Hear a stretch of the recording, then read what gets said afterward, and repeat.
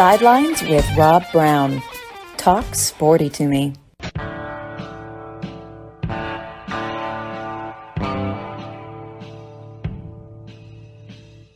All right, it is the Thursday college football basketball blitz here on Sidelines. Rob Browne broadcasting live from Red River Ford Toyota, Wynne, Arkansas. It is still raining over here. Been raining for days. The bald spots on the St. Francis River are getting covered up. We need rain. We got rain. And now we need ducks. Y'all find your way down here, and we'll show you a lot of good Arkansas hospitality. We are here every Monday through Saturday, 2 hours every day, www.sidelines.live. Also 680thefan.com, the podcast park in Atlanta. Radio Alabama Group, Lee Perryman and the great folks down there. Kicks 96.3, Alexander City and Lake Martin, and starting to get some stations. We're going to build a network is what our goal is. And that's what we're working on right now. And we're all about college football and basketball and baseball recruiting. That's what we do. A sports radio show and podcast. That's what we talk about. Sports, nothing else. Sometimes the weather, sometimes food, but we talk sports. Johnny Ballpark Franks is on with us right now. Close to 14,000 interviews cataloged. More one-on-one sessions with Heisman Trophy winners than any living American walking upright. There may be someone that is doing the dirt nap that's done more, but I don't think they ever have than Johnny Ballpark Franks, talking the big picture of college football. In the second segment, Gary Harris will check in from Tide 100.9 WVUA TV 23 in Tuscaloosa, talking about Alabama. Looks like Charles Kelly is going to be heading out to Colorado to join Deion Sanders to be his defensive coordinator, leaving Alabama to go to Colorado. I always am suspicious if a coach leaves Alabama and it's not for a vertical move. We'll talk about that. Hour number 2, we'll have the ADs. John Hartwell, former athletic director at Utah State, now going to be doing a lot of national work, maybe some consulting. One of the bright minds in athletics. Also, Matt Dean from over in Memphis, Rhodes College. Fun to get those guys together, the number crunchers that and have also coached to get their perspective. But there's a lot to talk about, so let's go straight to Johnny Ballpark Franks. And Johnny, the world is awaiting your message. As the white smoke came from Sanford Hall last week when Hugh Freeze was introduced as the coach, so too does the white smoke billow from your home in Metro Nashville. Havemus Johnny Ballpark Franks. We have him. Good morning. How are you? Drinking some coffee from what is it called? Red River Rose. I'm bouncing off the walls. Calm me down. I think that coffee is is a specialized energized drink there to get everybody up and going. That's why if you ever need to be lifted up, just walk into a car dealership. Just the atmosphere and the spirit. I don't think I've ever gone into for repairs or looking for a new car, whatever the case may be, without feeling uplifted. So I would encourage. Yeah, I totally agree with you, Johnny. So, there's been so much happening this week, from the decision. And I'm just going to throw it out here. Let's just start with the College Football Playoff Committee. Early on, I loved the way the committee was set up. And, I'm really close with Bill Hancock, who I would love his resume. He was in charge of the Final Four. Then he was in charge of the BCS. Now he's in charge of the College Football Playoff. And early on, if you remember, when we looked at that committee, it's like, I like this because you have coaches. You have former coaches on that committee. It was made up of primarily former coaches. Even the ADs were former football coaches. Now, I don't know if you saw the recent list the last couple of years, and this is why we're getting teams like Cincinnati in last year who had no business ever sniffing the playoff. I don't care about their record. Anybody in the SEC, Alabama and Georgia would have you could have sleepwalked through that schedule last year that Cincinnati went through. A very weak non-conference, a very weak conference schedule, and it's like, well, it's not their fault. They played the teams ahead on their schedule. Why penalize them? You penalize them because they scheduled such a non-conference schedule, knowing that they were playing in a weak conference. And so we fast forward to, guess which conference was really bad this year? It was the Big Ten. They couldn't even fill their bowl obligations. They were one short. I mean, they had 4 teams and not even close to making a bowl game. How about the SEC? 14 teams, right? 11 are in bowl games. The other 3 missed it by 1 game being bowl eligible, including Vanderbilt. So, and what happens? The committee rewards the Big Ten I call it the small 3 and everybody else this year, a very weak Big Ten, reward them with not 1, but 2 spots. It just doesn't make sense to me. There's no way you can even justify it. I'm looking at it and saying, at the Big Ten minders in the national media, the minute Ohio State got beat badly at home by Michigan, they were talking about how the path for Ohio State to get back in the playoff. It is a joke. Right. It's based all on eyeballs, Johnny. TV sets. Well, and I go back. If I'm on that committee, and I know that most of these members of this committee, if not all, were not part of 2015, but if you go back to 2015 to the present, 5 losses when the Big Ten was in the playoffs. You know what the average margin of defeat was for the Big Ten in those 5 games? 25.2 points per game. That means they're getting almost beat by 4 touchdowns every time in these losses. They did win 1 game alone, and that was prior to Alabama smoking Ohio State by 4 touchdowns in 2020. They did beat Clemson. But my point is, it's like, if you're showing me you can't compete at the big stage, then I'm not giving you 2 spots to embarrass me. I mean, look, the state of Ohio has embarrassed the committee enough with Cincinnati and what happened last year, and then what happened with Ohio State in 2020. I mean, I would have second thoughts. And then on the other side, okay, what has Alabama done, right? Well, how about the fact that, Alabama, in their 9 wins, they're winning by an average of 17.6 points per game in these bowl games, or in these playoff games. And if you count in the 3 losses, their average margin in these games is still almost double digits, 9.3 points per contest. That, to me, you break this down and we look at analytics, we look at strength of schedule. Alabama, check. Even this year, Ohio State, no, they don't belong there. And then how about the reasoning? Well, TCU was so close, they were a foot away from being undefeated. Well, and how about the fact that Alabama never lost a game in regulation with time on the clock? And also the fact that, if I remember correctly, Alabama also lost an overtime game at the goal line where the LSU receiver barely ekes in with about a foot to spare. So if you're going to reward TCU, why penalize Alabama in that situation, knowing that when Alabama lost their 2 games, especially against Tennessee, he didn't practice the entire week. And Alabama, if they make the field goal, they beat Tennessee. So the committee really needs, now that we're going to be expanding to 12 teams in 2 years, this committee needs to get rid of the administrators and put people with actual football knowledge on that committee. Absolutely agree with you 150%. Bill Hancock, chairman of the College Football Playoff Committee, is going to be on Sidelines with us tomorrow. Looking forward to that. And nice guy. I really like him. I love him to death. Yeah, and love him to death. Yeah, I'm gonna say the same exact thing, because you have to look Tennessee and Alabama. Those are the other 2 schools that should have been in the playoff. Now, you say, well, Tennessee head-to-head beat Alabama. We know that game went down to the wire, 15 straight losses. Tennessee broke the streak. I was at that game. The other one, LSU, it went to overtime, the last play. You're right. As Gary Harris said, when Alabama loses, it's epic under Nick Saban, okay? It's some massive storming the field, the governor issues a proclamation, dogs and cats are getting along. It's just, It's not normal. It snows in Arizona and in the desert.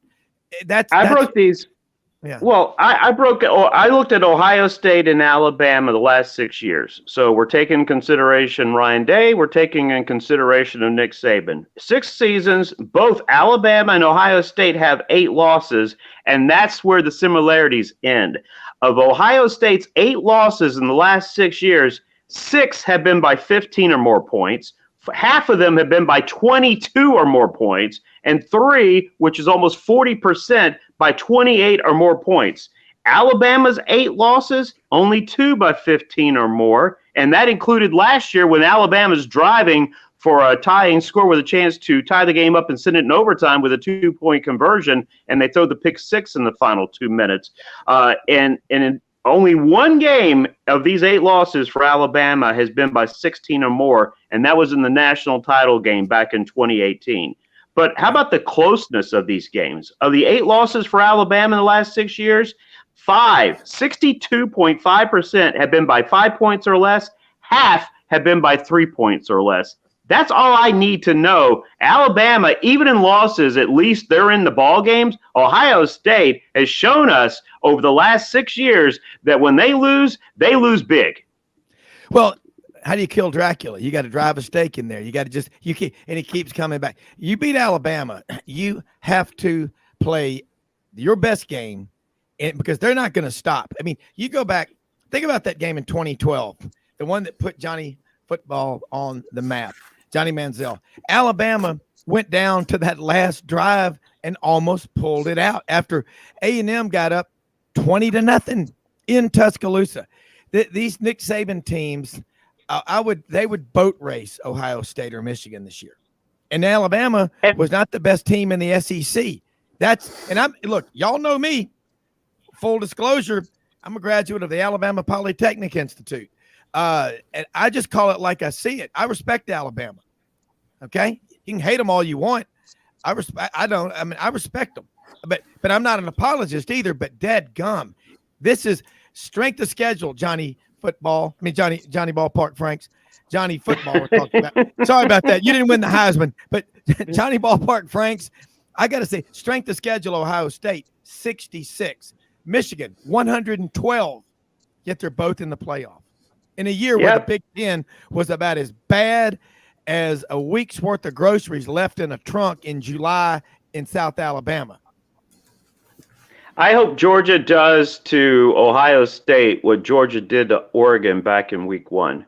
I really want Georgia to send a statement. And here's the thing: Georgia's doing or is looking to do something that has not been done in 11 seasons and 10 years, and that's win back-to-back national championships. How fitting is it that the last team to do it is also from the SEC when Alabama won back-to-back titles in 2011 and 12? Yeah, and I'll throw it to Jimmy, an oft-maligned quarterback, A.J. McCarron, back-to-back, one that doesn't get any credit, Stetson Bennett, because he's only 5'10". I think that's height discrimination, folks. We got a problem here, Jimmy. Well, with AJ, I wouldn't consider him maligned. I mean, his senior year, even though in my mind he did not have as good a year in 2013 as he did in 2012, but yet he still finished second in the Heisman Trophy voting in 13. But he really had during his 3 years as a starter, he was a very good college quarterback, and he certainly wasn't a game manager. As Johnny, you would remember in some key games, he made some big throws. But how embarrassing is it when in the Big Ten championship game, one of the participants is unranked? Are you kidding me? You've got an unranked Purdue team playing for the Big Ten championship? And did you remember the game? How close was it at halftime before Michigan pulled away in the second half? I mean, this is why we'll do away with now that we're going to be expanding to 12, we're going to be doing away with the divisions, because otherwise, if we keep the same format, if Purdue wins that game, a 4-loss Purdue team is in the playoff, and that's not going to happen. So at least when we move to the 12 teams, we're doing away with the divisions, and at least that will bring some kind of a normalcy to the way this all plays out. But I'm also looking and thinking about realignment and all that as well. The fact that when we get to the playoff, the Pac-12 is there, but why? In the sense that where's the USC and UCLA? Oh, I know, they'll be playing in the Big Ten.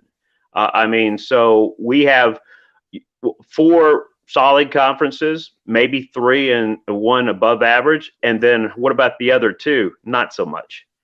Well, the ACC Johnny, in football needs help. Go ahead, well, Jimmy.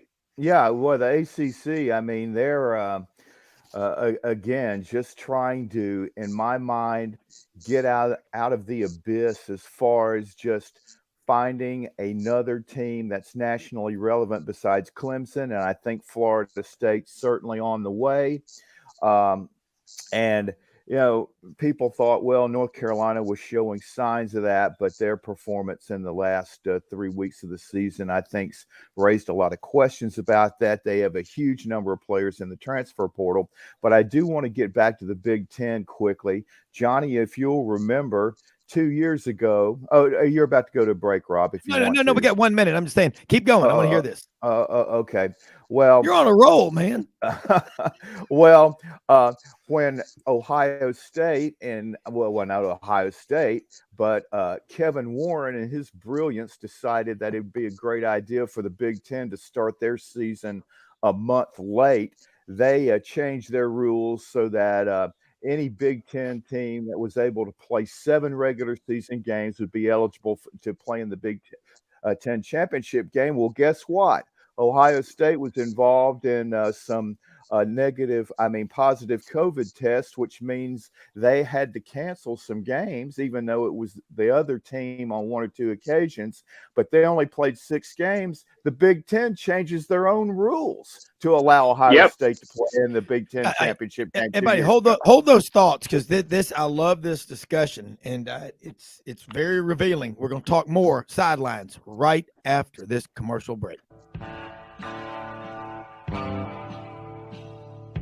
Hey y'all, it's Ainsley from Hewlett & Dunn, just coming to let you know about our new collection of boots. It's going to be our dress boots. They're the Horsepower collection, and they're genuine exotic leathers and really comfortable. Comes in all different sizes and patterns, so come check them out.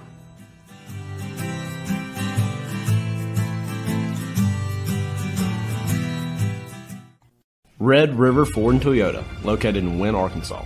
If you're in the market for a new or used car, truck, or SUV, call, go online, or drop by and see them. Located 45 minutes from Memphis, go off the 4-city exit on I-40 and go north about 15 minutes on Highway 1. Easy to work with and still believe in customer service. If you live out of town, they will deliver your vehicle to you. RedRiverFordToyota.com. Just see what they can do.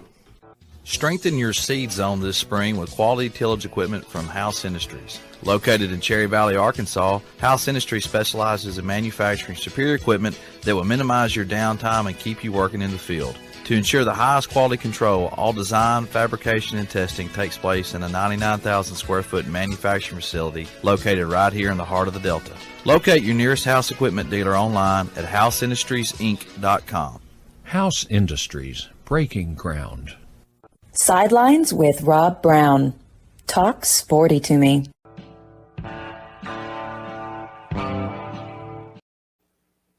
All right, this just in from Dr. Waller May, esteemed colleague, my friend from Auburn, veterinarian, Tuscaloosa, Northport. Strength of schedule, the 2004 Auburn team. Once again, the committee gets it wrong. Buffoons, says Dr. Waller May. Buffoons. I like that term. Whoever was on a roll, somebody was on a roll before the break. Keep rolling. Jimmy. Well, anyway. Well, Auburn's major obstacle in 2004 was that they started the season ranked 20th. And when you have 2 major brands like USC and Oklahoma that go undefeated, it's just almost impossible, especially in those days with how the polls were conducted with the sports writers and even coaches for Auburn, to leapfrog those 2 teams. That was just a rare season, and Auburn just ended up being, in the wrong place at the wrong time. And, but that was, of course, a major reason why we did get to the BCS setup in '98, and then we've gotten to where we are now. Thank the good Lord, we only have one more year of the 14 playoffs, so now we can get 12. And I don't care, teams that are 13 or 14, they can scream all they want to. The top 12 is fine. I mean, now you just don't have an argument at 13. I'm sorry. Now at 5 or 6, especially if you're in a monster conference and you've lost 2 games on the last play of the game, yeah, it's frustrating to see other teams that, played schedules that were, again, in a league that it was not strong from top to bottom. You had the top 3 and then everybody else, you were pretty much going to win. But, Johnny, I find it really interesting how Notre Dame is everybody's bailout argument. Last year, that, in my mind, is how Cincinnati clinched their spot, because they won on the road at Notre Dame. That was it. And with the committee, and how much weight Notre Dame brings to the members of the committee, because most of those people were growing up when Notre Dame was at their zenith. And it's just a win over them is huge. And then, this year, Ohio State, opening game of the season, struggled mightily against a Notre Dame team with a new coach, a roster, a new quarterback that was just trying to get acquainted with each other. And yet it took till the very end for Ohio State to extend that margin to 2 scores. So again, Notre Dame tends to soothe a lot of wounds or make some very difficult arguments easier for some of these teams trying to get into the playoff. Well, it's interesting, too. We look at that situation with Notre Dame, and South Alabama would have beaten Notre Dame. And this is no offense to South Alabama, because South Alabama should have knocked off UCLA in September as well. But remember, Notre Dame of September was not Notre Dame in November. Notre Dame, after playing that game with Ohio State, then got beat by Marshall. New coach. Mm-hmm. Notre Dame was struggling to start the year. It took a while for Notre Dame to get their feet underneath them and becoming the team that we saw in the latter part of this season. But Notre Dame in the first 6 games was not the Notre Dame we saw in the final 6 games. No, I mean, and they weren't, but Jimmy's right. You've got a lot of people. I always say these guys that look like Archie Bunker sitting in a damn cloth chair with their white socks and their PBR in the Midwest, with their feet propped up, watching Big Ten football. And there's a lot of them. But what it really is saying about the 14 playoff is it's not the 4 best teams, the four most deserving teams. It is, whenever possible, the 4 teams that will attract the most people to watch on television. That's what it really is. There's no other way. But Michigan is Michigan's won back-to-back Big Ten championships. That was the first time last year when they won the Big Ten. That was the first time they'd won one since 2004, and they have 44 Big Ten championships. As dominant as Alabama is in the SEC since 1933, I think they have 27 or 28.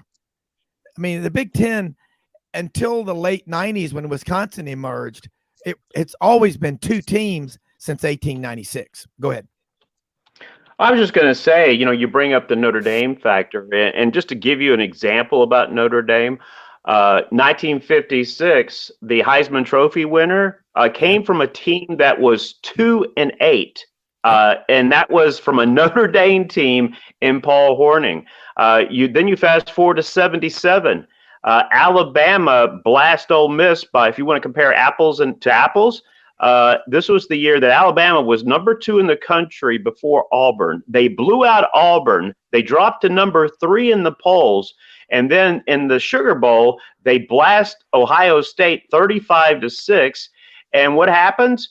They moved Notre Dame from number 5 to number 1. And if you look at the comparison in the schedule that year, Alabama beats Ole Miss by 3 touchdowns. The very next week, that same Ole Miss team beats Notre Dame. So Notre Dame has always, for whatever reason, is almost like people are afraid to go against that school for whatever reason, feeling like they're going to be plagued or something for the next 12 months. But Notre Dame has always gotten the love. And look, remember that during the COVID year, they're playing as an ACC member in 2020. And after getting, they beat Clemson in the regular season, they get blasted by Clemson in the ACC championship game, and Notre Dame still earned a spot.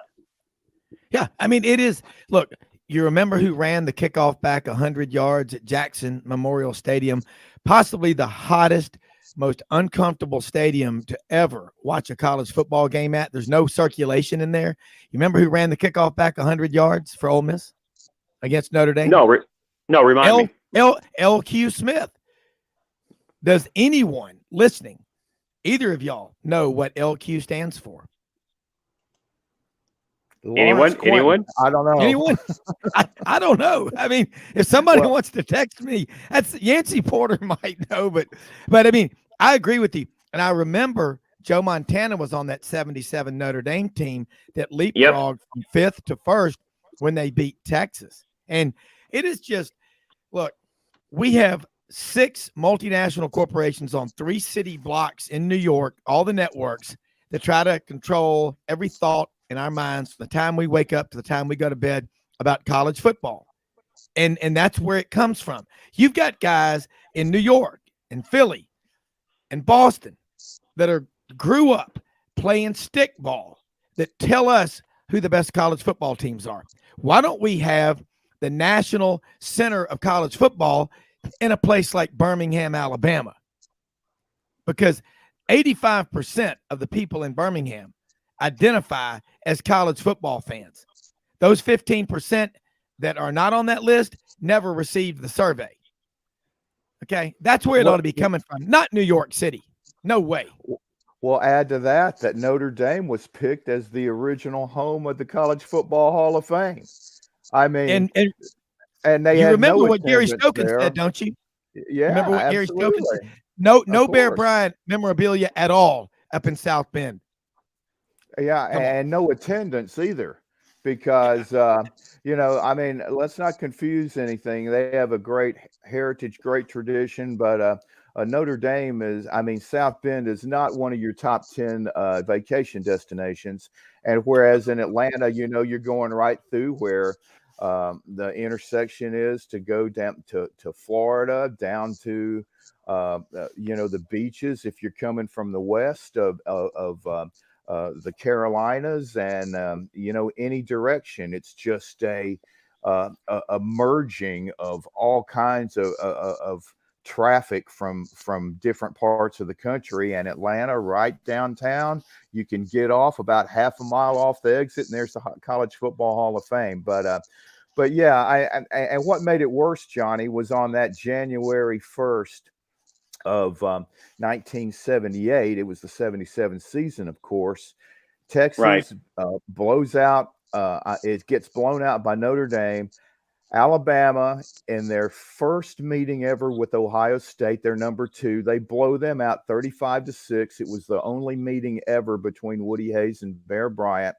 And just like what you said, they opened the season with a 34-13 victory over Ole Miss. And the very next week, Notre Dame's only loss is to that same Ole Miss team. And you're vaulting Notre Dame from number 5 to number 1 over Alabama. I mean, that would have never happened today. But again, it just gave you an idea of the influence that the Midwest and Northeastern writers had, because so much of the population was in that part of the country. And that was before ESPN. If this would have been during the ESPN period, no way, no how. That would never have happened. I mean, the part that really, infuriates me is the fact that Alabama, after beating Auburn, they dropped to number, from 2 to 3. And it wasn't like it was a game won by a touchdown or 3 points. I mean, Alabama handled Auburn by 3+ touchdowns, and yet they still dropped from 2nd to 3rd.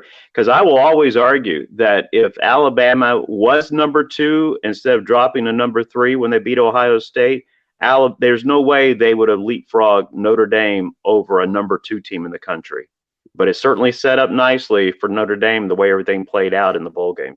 Yeah, at 77 Iron Bowl, if I'm not mistaken, was the one with the really bad weather, because my parents went down to that game from Memphis with Dick and Ivy Trappier. I'll never forget. It took them 14 hours to get back when it normally would take about 3.5 to 4 hours. And Auburn had been beaten badly. Of course, the other two with them were Alabama fans so it didn't matter to them. But I agree with you. And y'all, Notre Dame has a great tradition. They have, daily mass in every dorm on campus now. They need to get back to their roots. But I agree with y'all. They just get the benefit of the doubt. And I just texted Kimberly Bowden, the CEO of the College Football Hall of Fame. I met her at Media Days back in July in Atlanta and had her on the show. She is fantastic. She knows college football. She knows how to market and get people there.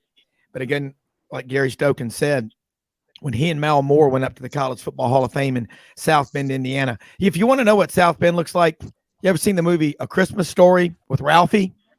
Holman, Indiana. I think that was South Bend, wasn't it, Jimmy?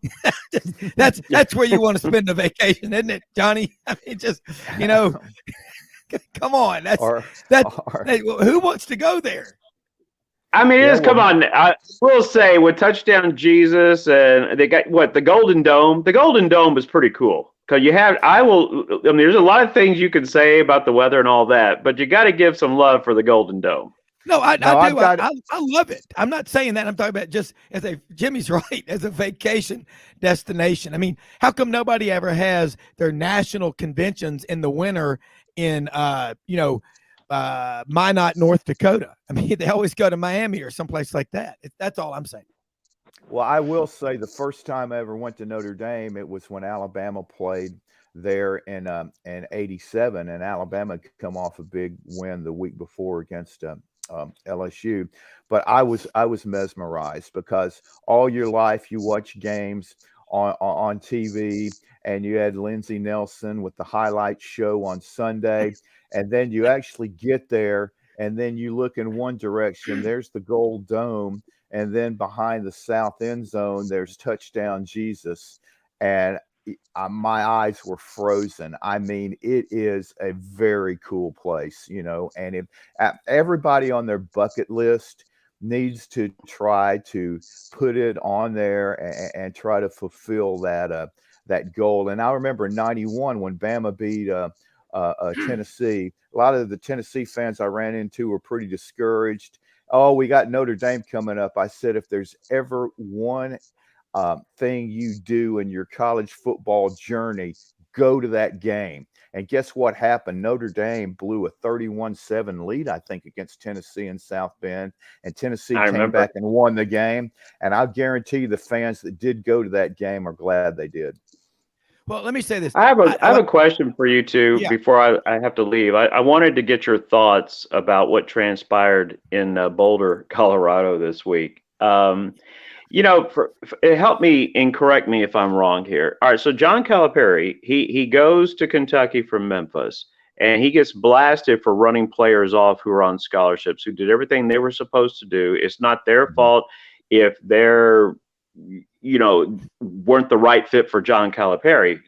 When they were playing at Kentucky, they agreed to go there, represent Kentucky on the basketball court, in the classrooms. John Calipari gets the job and basically says, you need to leave. He gets blasted. Where is all the outcries against Deion Sanders? It's because there are people either high in Colorado, or people don't care because it's Colorado, or whatever the case may be. But I don't know if you've had a chance to see the video with his first meeting with that team. But, to me, that's everything that's wrong about college athletics was said in that meeting. There's nothing about that. And also the other part is, how do you make a team really, really good? You can compete at every position: quarterback, running back, offensive line, you name it. What did he say? You need to go elsewhere. I'm bringing my luggage, which means I'm bringing my quarterback. There's no competition. My son is the quarterback. I mean, really? Do you really want to? I mean, you're selling your soul. And this is why I'm so glad that Auburn did not go down that path with Deion Sanders. Yeah, well, let me say this, and Johnny, first off, when someone like you, who's an FSU alum, who knew Bobby Bowden well, was close friends with him, says that, it carries a lot of weight. I agree with you. You can't have, as Kevin Skarbinski calls it, a snowplow parent. And Deion trying to say, get out of the way, I'm bringing in my people. No, I mean, and he thinks he's untouchable. And so far, nobody's had the stomach to go after him. You know what? If that's on them, I don't like that style. I'll say this. The two biggest jerks as far as superstars I've ever been around in my entire life, Pete Rose and Deion Sanders. But you know what the difference is between those two? The next day, Pete Rose actually apologized for being a jerk. Yeah. Deion Sanders still walks the walk, and I'll leave it at that. Yeah, Johnny, look, real quick.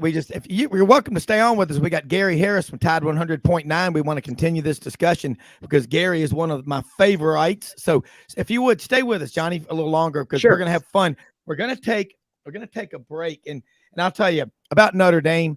Look, I'm Scotch-Irish Catholic, man, Episcopalian convert, I might add, but I love Notre Dame. Don't get me wrong. But what I meant was, I'm not talking about a football game, but in the winter, of course, I love cold weather.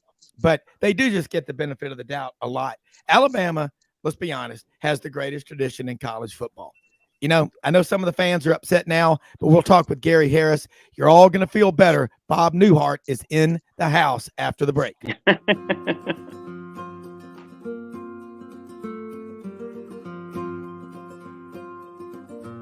Hey everyone, my name is David Wisdom. And I'm Shelby McNeil, and we're attorneys with Haggard, Cleveland, Pierce, Thompson & Short, your local Auburn law firm. Established in 1959, right in the heart of Auburn, Haggard, Cleveland, Pierce, Thompson & Short has grown in response to our clients' legal needs. We're a full-service law firm focusing on the legal issues our clients face. We take pride in providing our clients with exceptional legal services, ongoing communication, and skilled representation.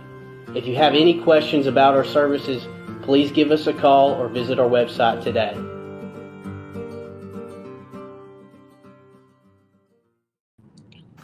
All right, Rob Browne, back with you. We got the Hollywood Squares going. We got Gary Harris, Tide 100.9 WVUA Channel 23, Tuscaloosa.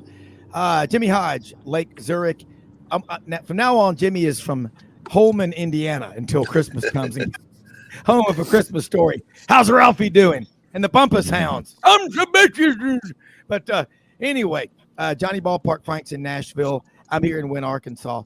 We're having a discussion about what a nice guy Deion Sanders is. And so, Gary, I know Alabama fans, look, when you got a standard of eating at Ruth's Chris Steakhouse every night and suddenly they take you to CK's coffee shop at 3 a.m. and try and get the sirloin and say it's as good as the Ruth's Chris, it's not going to work. Once your mind is expanded like Alabama fans have to all that winning, a 10-2 season, some people are ready to jump out a window. But give us the state of Alabama as you see it, maybe possible coaching changes. You and I were talking on Twitter last night about it. But that's the standard that they have. And the good thing is, from what I can tell, there's some folks that are Alabama fans that actually care. Yeah, Rob, good morning.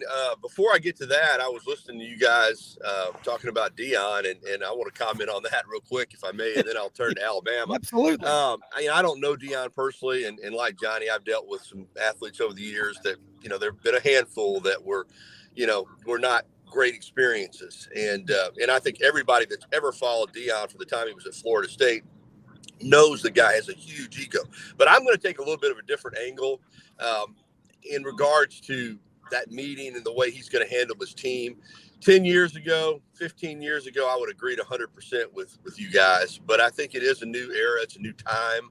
And again, I'm not saying that I'm necessarily a fan of the way he does things, but I think it's right for the times. I think that in this age. That's why I think he's moved to prominence so quickly. You know, he did not want to be an assistant coach. So the first thing he had to do was find a place that would hire him to be the head coach, right? I mean, he didn't want to be an assistant coach.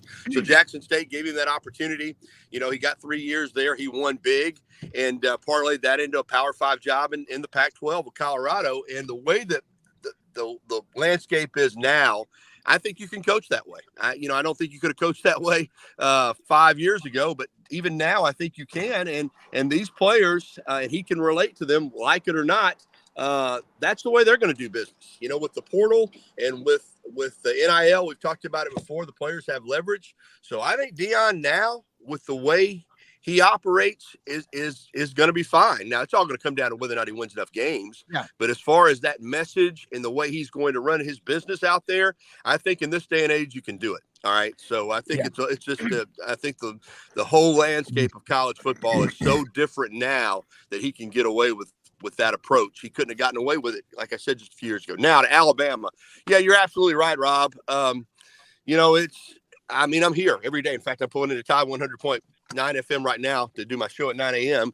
And, you know, it's like you would think that this team went 5-7 or 4-8.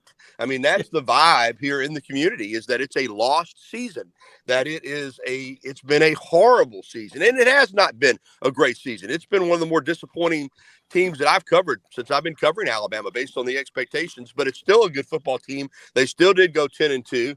They still 5th in the playoff rankings, which isn't good enough. I get it, going to the Sugar Bowl, but yeah, based on what is the standard here, it has been it's been a disappointing season. There's no other way around it. And, you know, I'm a little disappointed too, because I still think this football team, based on talent level, should have been in the playoff, should have been either 11-1, 12-0, whatever it would have taken, been in Atlanta this past Saturday playing Georgia for the SEC championship, and it didn't happen. So, yeah, it's disappointing. I think, as I mentioned, the new landscape, as great as Coach Saban is, man, there's been a lot that's changed since he's been at Alabama, not just schematically in the way the game's played, but now in the last couple of years with NIL and with the transfer portal. And I think he's adjusting too, like a lot of coaches are. And I think that, you know, it's a new world.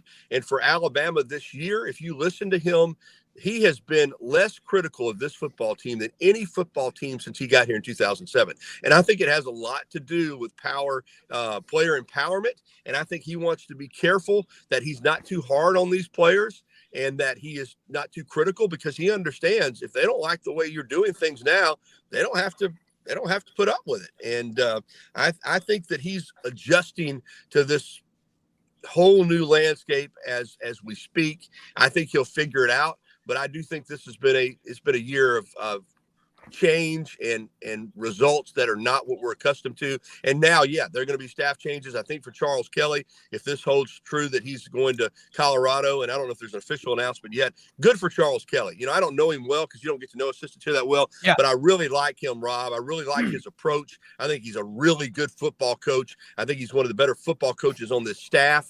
And for him to have an opportunity to be a defensive coordinator again in the Pac-12, I think was just too good opportunity for him to turn down. Rob, I have a question for Gary, if you don't mind. Gary, one of the things that, you know, it's been 10 years since Alabama won the 2012 national title, and they came back and got, you know, obviously some recognition for that national championship team. But one of the things that came out that was kind of like a head scratcher for me is the fact the difference of that locker room in 2012 compared to the locker room this year. And what I mean, you had individuals in that locker room. I mean, people were fired up. People weren't going out with hesitation and wondering if this is the day we're going to lose. It was like night and day locker room as far as the lack of rah-rah guys, for example. Yeah, I think the whole demeanor of the program has evolved. And yeah, there was a time when you know, the term alpha male would have been, you know, you could have applied that to just about anybody on those championship teams that Coach Saban had, especially in the 2009 run through, say, about 2015 or 16. Those were not only very talented teams, those were aggressive teams in style. You know, Kirby Smart I'm not surprised at all by what Kirby Smart's done at Georgia, because I watched him here and I knew the intensity that he had, the drive that he had, the determination that he had, and he brought that to those defenses. And Coach Saban too. I mean, this was the whole mindset of Alabama football was attack. And I'm not saying that it's not now, but yeah, the statement that Will Anderson made this year about having anxiety before the Tennessee game, I think that stunned a lot of people. That's just not, that's just not what we're accustomed to hearing from Alabama football players. But I do think the demeanor has changed. And again, I cover Alabama. I can't speak for that many other teams, but I think, again, that's just the evolution that we've seen all over college football from these kids as they're growing up, playing youth football through their high school years. And when they get into college, I mean, they still want to win. I think they still work hard, but I think that that type of attitude is not as prevalent as it was 10, 12 years ago. I think that's changed around college football. Guys want to win, and I do think there's still some intense guys, but that overall, not only are the coaches going to ride us hard and push us hard, but we're going to push each other, and we're going to police ourselves. And if you're a football player and you're not living up to the standard, a lot of times the coaches didn't even have to handle it. Players would take it upon themselves. Hey, we're going to get you in line. You're going to do it. This is the way we do it here. And if you don't want to do it this way, then you need to go somewhere else. I'm not sure that's the way it is now. Well, I will say this. Alpha male culture is the only culture that works. I never believe in getting soft just to accommodate people, because you're shrinking to make other people around you feel less uncomfortable is a disservice. And for Nick Saban, I hope, and Gary, I'm not saying anything that you said was right or wrong, but I hope he doesn't change that intense attitude, because I guarantee you there's kids around the country that would crawl to Tuscaloosa to play for him and to play at Bryant-Denny Stadium. And I don't understand why Auburn hadn't gone after Charles Kelly. Good point brought up by Dr. Waller May, who's obviously in between surgeries this morning at the May Veterinary Clinic in Tuscaloosa, or before he goes to Taco Casa for a taco burger or something. I'm getting hungry talking. But he's saying a good point. Charles Kelly, man, he walked on at Auburn. I think he was there on the 89-90 team. He's from Ozark. And we all know what part of the state of Alabama Ozark's in. Can I say it? The Wiregrass. That's right. But Gary and Johnny and Jimmy and everybody, I love talking to Gary, because Gary and I talk, off air stuff. And I love Gary. He's not afraid to ask questions that might, rock people or whatever, but he knows Alabama's program really well. And I love, you referenced one time the interns that y'all have there at the TV station, the radio station.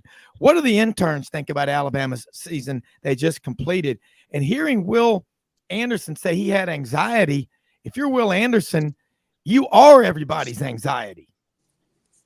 Yeah, the interns are, I think, a good representation, because they're college-aged kids, and a good representation outside of the sports angle of what the kids are like that are playing college football now. It's just yesterday, in fact, I had a spirited discussion with Joe Gaither, who's our Tide 100.9 FM brand manager on the air. And then the interns were all in agreement with Joe in that I was talking about NIL and the portal and how it has brought this, the way the game is now is so different. And I think that in a lot of ways, I'm not a fan of it. I mean, I'm not a fan of just being able to leave anytime you want. I'm not a fan of, I don't have a problem with NIL the way it was intended, but just to be used as a recruiting tool, I'm like Nick Saban. I don't like it. And they were all like, oh man, come on, man. It's great. It's awesome. This is the way it ought to be. College football and these coaches and these universities, they've made money on the backs of these student athletes for years. And now it's turnabout, it's fair play. But I am a rules and regulations person. There's a reason the military operates the way that it does, because that's the way it has to operate. You have to have hierarchy. I understand this is a free country and this is a democracy, but there are rules in our country. Otherwise you have anarchy. And I think in college football now, the way it's changed so quickly is that a lot of these young men and women that play college sports don't feel like there are any rules anymore. They can just do what they want when they want to do it. And getting back to your point on Nick Saban, I do think it's a tough adjustment for these coaches that have had complete control, complete autonomy of their programs. And now, like it or not, the players have the leverage and they know it. and they're exercising it, whether it's through, how much money do you have for me in NIL before I come to your school, until, listen, if I don't play in this game on Saturday, I'm out of here. I'm going into the portal. So to answer your question, Rob, I hope Coach Saban doesn't have to change too much either. I think when you're coaching a team, you got to coach them hard. You've got to be able to push them. If you can't, it's going to show up in the games. But I don't know the answer. I don't know. I do feel like he coaches differently now than he did 4 or 5 years ago. I mean, Gary, the frustrating part, in 1988, when I first got into college athletics, I mean, I just saw how many student athletes, couldn't even afford to get a pizza for themselves and their girlfriend. Right. And so we fast forward to before NIL, just a year and a half ago. I mean, these conferences, these school presidents, these school athletic directors, they had the opportunity to do the right thing. And so, but they played with their fingers. The government gets involved, and now the horses have left the barns, per se. And I blame these conferences. I blame the schools, as far as the administrations, for allowing this to happen. Because if you talk to anybody who's ever played college football from 30, 40, 50 years ago, they won't say it publicly because they don't want the outcries out there. But nobody likes this system the way it is. It's ruined college football forever as we know it. Jimmy, I agree with jump you. in here. Yeah, I want Jimmy. Yeah, I agree. I'm the only person so far today that has not commented on the Deion situation, and I really thought it showed his inexperience of being a head coach at the Power 5 level with that speech, because even though it's true, that's not the venue in which you make that speech. We all know that head coaches before and after the season have they may be quick, but they have one-on-one meetings with every single player, and that's where you handle that in private. That's a bad look because that tape is out there everywhere in the college football world, and it just wasn't something that. But again, as time passes on, people tend to forget it. As Gary says, if you're able to start winning, and yeah, everybody realizes that Saban is a much more mellow coach than he was 10 years ago. I mean, even the last 2 years when they struggled to win really close games, he's had a more philosophical outlook of the game, a much more positive outlook, focusing on the good things that happen. And all the fans are going to let you know on all the bad things that happen. So I think he's chosen to let the fans express those concerns. But I did, and I've talked with this about Gary, but I wanted to get your a view on. So a lot of our viewers and listeners can get your take on it. We all know that Scott Cochran had a great 15-year run at Alabama, but he was probably, in addition to being the strength coach on the sidelines, he was the guy that kept these guys fired up. He was on the PA system, on the jumbotrons and all that. Yeah. And getting on a fan. Hey, put your popcorn and Coke down and let's give this team some support. That type of team and the thing. And that incident you guys were talking about in the tunnel before the Tennessee game, that would have never happened with Scott Cochran. So what's the difference there? Because Gary, we all know David Ballou is a tremendous sports and conditioning teacher, but his personality is just a little different. Completely. I've met Coach Ballou, and you're right, Jimmy. I think he's incredible. When it comes to knowledge, I can't. And when you meet him, listen, he walks the walk. I mean, I bet his arms are 22 inches.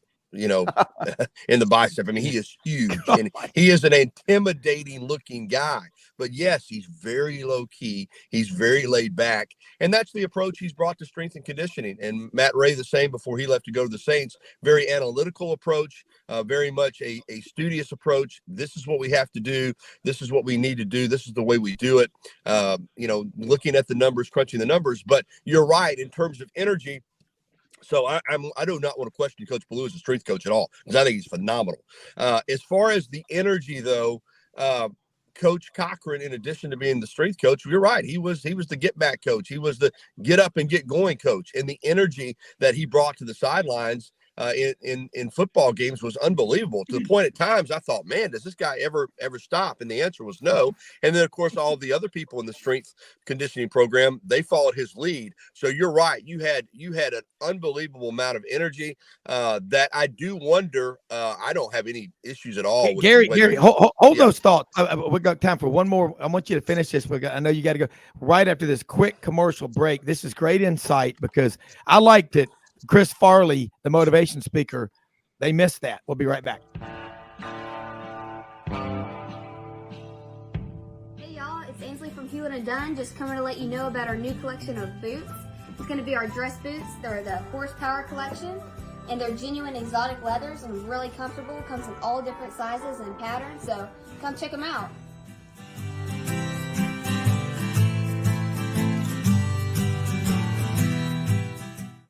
Red River Ford and Toyota, located in Wynne, Arkansas. If you're in the market for a new or used car, truck, or SUV, call, go online, or drop by and see them. Located 45 minutes from Memphis, go off the 4-city exit on I-40 and go north about 15 minutes on Highway 1. Easy to work with and still believe in customer service. If you live out of town, they will deliver your vehicle to you. RedRiverFordToyota.com. Just see what they can do. Strengthen your seed zone this spring with quality tillage equipment from House Industries. Located in Cherry Valley, Arkansas, House Industries specializes in manufacturing superior equipment that will minimize your downtime and keep you working in the field. To ensure the highest quality control, all design, fabrication, and testing takes place in a 99,000 square foot manufacturing facility located right here in the heart of the Delta. Locate your nearest House equipment dealer online at houseindustriesinc.com. House Industries, breaking ground. Sidelines with Rob Browne. Talk sporty to me.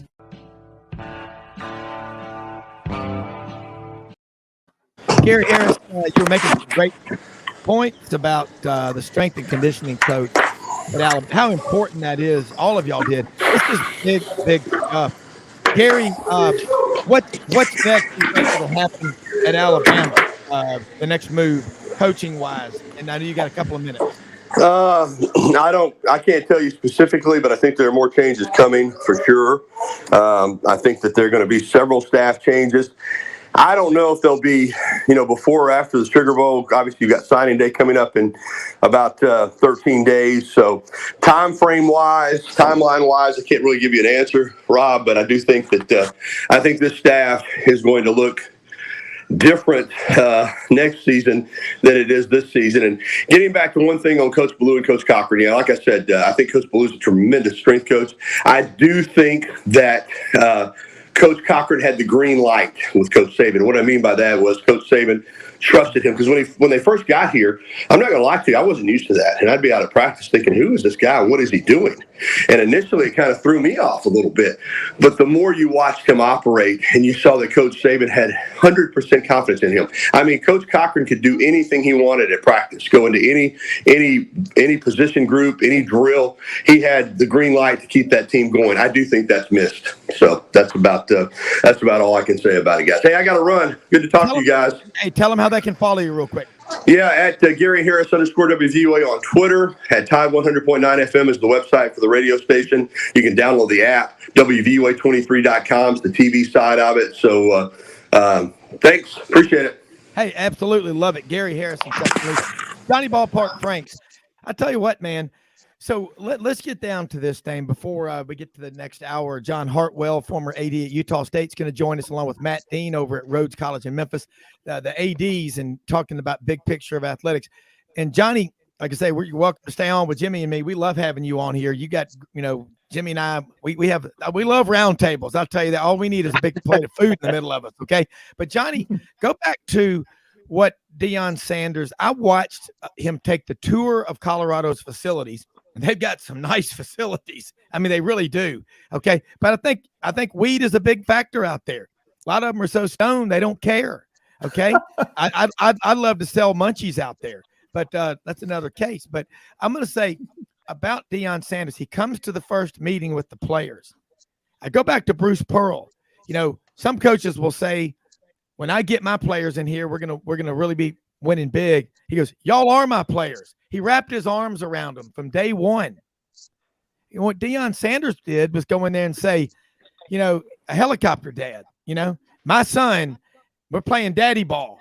We all know the kids would spend the night over at the person's house whose dad or mom was coaching the team, and they were the starters the next day. I mean, we've seen enough of that crap. Parents sitting out there at football practice with the tailgate on their truck down with a cooler of beer, watching practice every day. Don't you have other things to do in your life, man? My dad never I felt bad. I felt bad for the play. I mean, how about the injured players? I'm in my head, I'm saying, run, like leave now, enter the transfer portal now. Every one of you, leave now. Yeah. Hey, let's bring in John Hartwell, who just recently left Utah State after about 8 years as AD. He was at Ole Miss for 10 years as deputy AD and 3 years at Troy. Johnny Ballpark Franks, Jimmy Hodge up in Lake Zurich, Illinois.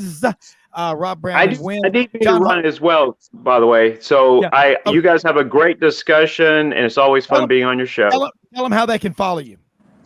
Best thing to do is follow me on Twitter at BP Frank Show. My show every week on the Ump Sports down in Huntsville, 7:30 a.m., 103.9 FM. And then also you can follow me on Facebook at Johnny Ballpark Franks.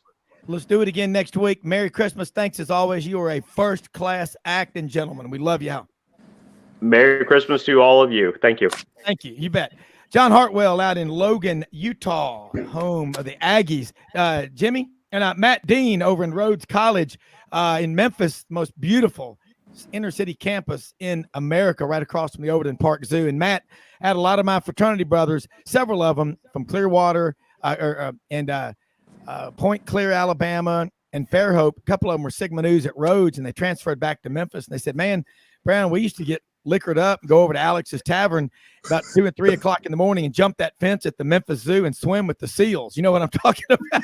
And I'm not talking about Navy SEALs. I'm talking about the seals. But hey, John Hartwell's out in Logan, Utah, where there's snow. There's zero visibility in Memphis this morning, according to Brittany, whatever, on Action News 5. The fog is so thick. But John, how much snow you got out there? And last night, by the way, guys, he sent me a picture. He goes, can we talk a little NHL? I said, John, when you're on, we'll talk about whatever you want. Randy Reed's listening, Hutton Reed, a lot of people out there listening.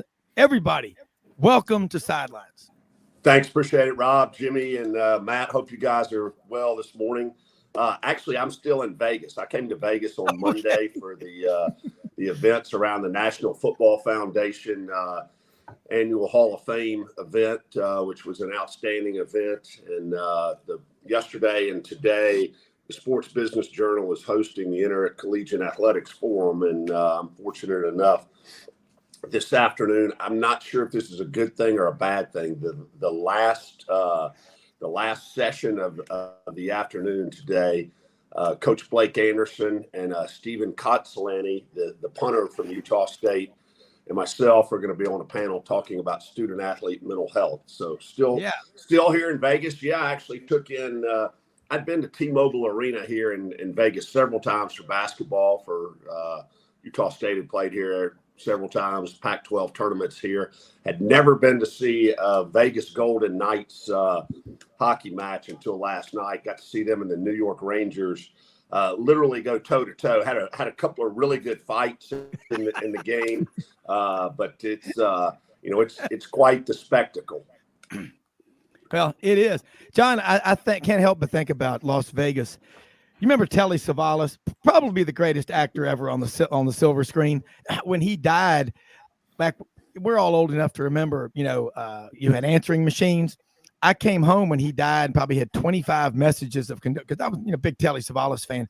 And I told my dad, I said, man, he lived, he died. He lived in a hotel. And my dad said, poor old guy lived in a damn hotel. I said, well, Dad, he had the whole 8th floor. And I think he died in bed, and his wife was 28, but I digress. But anyway, Telly Savalas, who loves you, baby? Stavros, Man, Stavros, his top assistant. Hey, Rob, you were wound up this morning. From the time I first tuned in, we talked about weed in Colorado. We talked about kids sports and people bringing coolers of beer to the game. And now we're on to Kojak and Kelly Savalas. You're on a roll. Hell, I tell you what, he was the greatest. I love to watch Me TV, but John and Matt, what I love about both of y'all is you can take all this stuff happening in athletics and break it down, and put it in the vernacular. And Matt, he's talking about going out there and watching hockey. That is my wife, Audrey, her favorite sport to attend in person. And it's a cultural thing, but you talk about the alpha male culture. That's the zenith, isn't it? Well, I'll give you a little known fact. In college, I was a B News major, so I actually did play-by-play for our hockey team, and because I'm a Midwest boy, and I grew up following the Chicago Blackhawks. I still do, except last few years have been kind of tough rebuilding mode, but enjoyed the 3 cups in 6-7 years, whatever it was. Yeah. But I got to tell you, hockey players, we always talk about toughness in the world of athletics. There are none tougher than hockey players. What they do, they keep the dentist in business, obviously. It's a tough sport, guys. It's a tough physical sport. And going to a hockey game is tremendous. If you've never been to a professional hockey game, you need to do that, Rob. It's one of the best. I'm sure Jimmy has been. It's just a tremendous event. Yeah. Well, I just love it. Trip Sullivan, one of the members of the Cherry Farm up in Nashville, is a season ticket holder to Predators games in Nashville. And so one of his sons played hockey for North Dakota State. And I think it's a cool sport. John Hartwell, you talk about what you're going to be discussing, the mental health aspect in college athletics. Open up on that one. That's very important, critical. Yeah, it really is. And it had hit home quite a bit, with Blake Anderson and his family, and with the unfortunate passing, the suicide of his youngest son, Kaysen, a little less than a year ago. And just the impact that it has on people. And it's really something I can remember as a kid, even in high school and going to college, and I'd call my dad and say, hey, I'm not getting enough playing time, this and that. And my dad's favorite line, and I can hear it in the back, ringing in the back of my head every day, just about suck it up and be a bulldog. It was about, hey, if you can't feel sorry for yourself, you got to keep going. And it is a fine balance, and I hope I don't offend any listeners here, but it's a fine balance because you do have to have some toughness. We talk about the transfer portal in today's world, and are we teaching kids that, oh gosh, if the star's on the line just right here, or if things get a little bit tough, or if coach yells at me a little bit too much, I'm going to go somewhere where it's easier. And that's not a good lesson to teach either. But it's a fine balance there between mental toughness and being able to fight through, and then things that are significant issues. And, I remember, as a kid sitting around the dinner table, and my mom was always insistent on it didn't matter if all hell had broken loose during the day.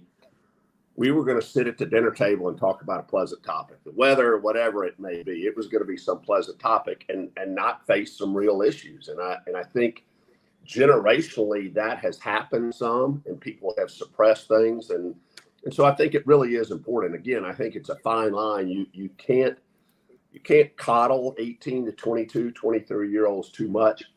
But you do have to pat them on the back and know that they're okay, and people are dealing with some issues. So I think it's important to talk about it, and especially from the athletics perspective, because, it used to be a stigma, and still is in some societies, that, oh gosh, I've got a mental issue I'm dealing with. Well, that's been, frowned upon as a sign of weakness in the past, and it's not. And it's, I'm fortunate enough that my wife, who's way, way smarter than I am, has her PhD in counselor education, has had private practices, has taught at university level. And her saying said, hey, anybody that tells you they don't have issues, they're lying to you, because we all have them, just on a variety of the scale. Mm-hmm. Yeah. John, we were driving across the Harahan Bridge, what we call the old bridge in Memphis, across the Mississippi River one time last summer. there was a guy, he was homeless. He was walking across that bridge. And my wife, Audrey, said, somebody out there, somewhere out there in the country is a family that's worried sick about that guy or that girl, and that's why this is such an important topic. So, hey, you got the platform, man. And it's so important to let people know that they matter. Yeah, it really is. And again, going back to the athletics perspective, and, you have in a lot of cases, kids who are first generation college students. They are, they've been told since they were 7th, 8th, 9th grade, they needed to be the next Michael Jordan. They need to be the next, Tom Brady, what have you, and literally have the pressures of an entire family riding on them in some cases. They go off to school for the first time ever. They've got academic pressures. They've got pressures to succeed athletically. They've got social pressures, boyfriend, girlfriend, whatever it may be. And oh, by the way, now you got this thing called NIL. I can go put some extra money in my pocket. And so there are a lot of factors tugging at student athletes in today's world. And we've just got to make sure that we do our part to make sure they have resources. I don't claim to be a trained professional, nor really are any coaches, not very many coaches or trainers or anybody else out there as it deals specifically with mental health. But we can all be trained to see the signs of issues and be able to point them in the direction or get them help as needed. Jimmy is a former student athlete, college football and baseball at La Monroe and UT Chattanooga. It's a big deal, isn't it? Yeah, it certainly is. And now so many more things are in the forefront that back in those days, it's just like what John said. You more or less just had to suck it up and move forward. And so it's really good. We're at a time where those issues are being addressed. But John, what I wanted to ask you was about the college football landscape at this time. You being at Utah State, and you're in that triangle of Division I schools with BYU and Utah. The Utes just won their second consecutive Pac-12 title. And I know you have relationships there, and I wonder if you have any information regarding or what your take might be on this big meeting next Wednesday with the University of California Regents regarding their vote on allowing UCLA to go to the Big Ten, because a lot of people don't realize if that group votes not to let them go, they can't go. And that's going to put USC kind of out in the dark because they're a private school. And I think they would be very hesitant about going themselves. And when I mentioned this to Mark Schleybaugh last week, he said something to the effect that if they do vote no, this issue could be stuck in the courts for no telling how long. And if that could happen, do you think we could be in a situation where the Pac-12 could actually survive and nobody wants to go through this long drawn out judicial process? Because up to now, everybody was being prepared for the reality that the remaining Pac-12 schools would be merging with Mountain West schools to form a new version of the Pac-12. Where do you see this in your mind right now, or what's your understanding of what the situation is? Sure. Great question. Very timely. And it's interesting because I was having a conversation last night. So some of your listeners out there may recognize the name James Crepea. James was a beat writer for Auburn for a while. James, I guess, went 3 or 4 years ago, maybe a little longer than that, out to Eugene, Oregon, has covered the Ducks, works for AP now, and really has branched out from just University of Oregon to some more Pac-12 stuff. And we were actually talking about this last night and Nicole Auerbach from the Athletic and Ross Dellinger from Sports Illustrated all. John, can you hold that thought, because we're going to go to a quick commercial break. My assistant here, Mildred from Tuscaloosa, has told me that it's the time for a commercial break. And Paul, I want to hear John Hartwell. We'll be right back after this quick break.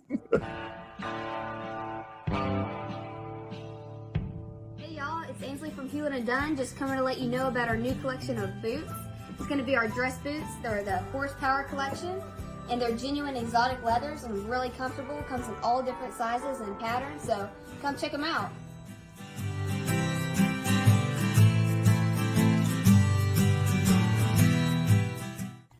Red River Ford and Toyota, located in Wynne, Arkansas. If you're in the market for a new or used car, truck, or SUV, call, go online, or drop by and see them. Located 45 minutes from Memphis, go off the 4-city exit on I-40 and go north about 15 minutes on Highway 1. Easy to work with and still believe in customer service. If you live out of town, they will deliver your vehicle to you. RedRiverFordToyota.com. Just see what they can do.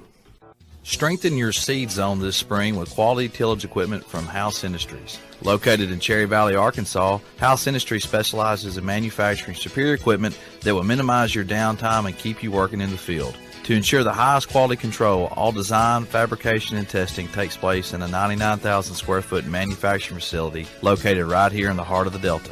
Locate your nearest House equipment dealer online at houseindustriesinc.com. House Industries, breaking ground. Sidelines with Rob Browne. Talk sporty to me.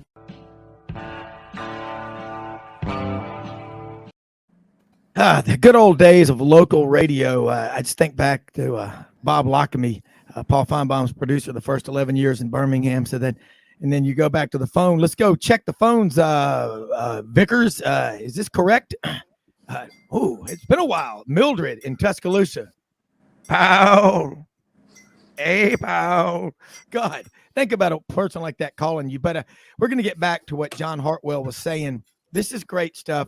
John Hartwell, Matt Dean, Jimmy Hodge, talking about what's going on with Pac-12 expansion and all this stuff, the big events in college football. And, John, you were making some great points before the break. Let's keep going. Yeah, so as it relates to UCLA and the state of California government getting involved in possibly putting a roadblock in their way to exiting the Pac-12 to go to the Big Ten. One of the interesting concepts that was brought up, and it seems to be gaining some steam, is that the state of California may not, at the end of the day, block it, but they may put, in essence, what's an excise tax on UCLA to penalize them, make them pay a portion of what they would get from the Big Ten to help supplement Cal and the other schools, the other state of California schools who remain Pac-12 members, to help them overcome whatever the financial detriment is for that move by USC and UCLA. So it is going to be interesting. There is concern across the Pac-12, and it's still, I think all of their membership fully understands that, hey, let's say USC and UCLA do go, and Oregon, and talking to James Crepea last night, he said, hey, that thought process is still there, alive and well. And there's a guy named Knight that works for this company that has a swoosh on it, and he's keenly interested in the opportunities of the Big Ten and what that may mean to them.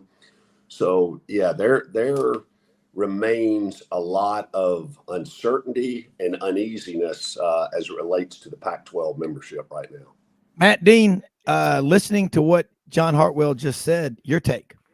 Spot on. I mean, this is huge for, I think, Oregon and Washington, to be honest with you, and the rest of the landscape of the league, because this came into existence right before the college football season started, and now it's reality. And Jimmy's right. If this vote goes the other way, there are a lot of implications. And unfortunately, a lot of it's tied into the money side of things. But we've been wondering all year on the Oregon fan base, what's Oregon's path to get to the Big Ten? And pretty big decision coming up. So from my standpoint, I do think that Oregon will eventually get to the Big Ten. But I will tell you what's interesting about the Pac-12 this year. They had a tremendous year if you look at their football team. They have, 6 in the top 18 or 20 right now in the final college football playoff rankings. Oregon State had a tremendous year. Michael Penix is a guy. I know we have 4 going to the Heisman Trophy. I watched Michael Penix play 3 times this year. Michael Penix had as good as a year that a quarterback had in this country at Washington. I'm just telling you, he's got a great receiving core. So Washington, the job that they did this year is spectacular. And once again, all these schools are really relevant in the college football landscape. And I think the other 4 just want to know what's going on. And I think this decision kind of finalizes that side of it. Well, I don't think finalized, John, because I think if it goes the other way, like the potential to stay up in courts, who knows what's going to go down, right? Well, at the end of the day, this scenario is going to play out. The real winners in all of this, just as NIL and, all the conference restructuring, the attorneys are who make the money off of it. No question. Yeah.